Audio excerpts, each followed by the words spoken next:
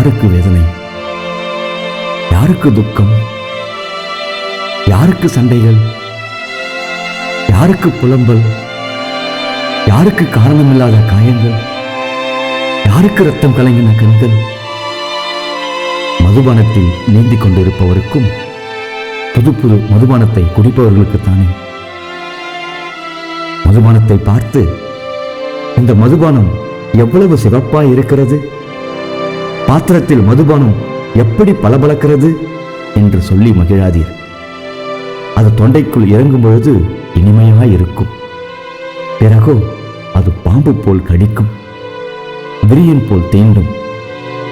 உன் கண்கள் பரஸ்திரிகளை நோக்கும், உன் உள்ளம் தாறுமாறானவைகளை பேசும்.